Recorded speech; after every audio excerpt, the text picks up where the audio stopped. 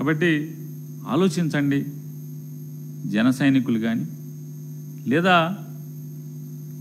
వారేం చెప్తారు, మనం సర్దుకోవాలి అంటారు. సర్దుకోవటం అంటే ఎట్లా? మీరు సర్దుకున్నారా?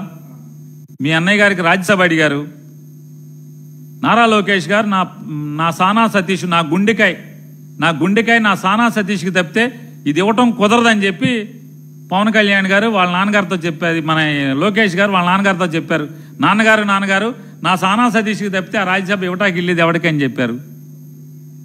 మరి మీరు సర్దుకున్నారా?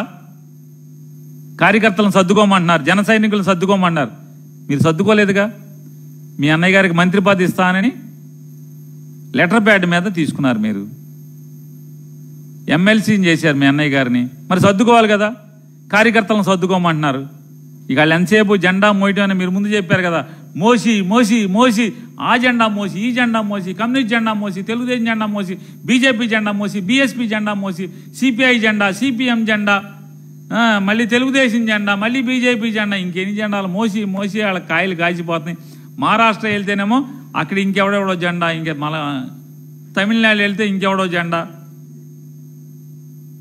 ఎవడు జెండాలు మోసి వాళ్ళ కాయలు కాసిపోవటమే కానీ సర్దుకోమని చెప్తే మీరు సర్దుకోవాల్సిందే కానీ మీరు మాత్రం సర్దుకోరు.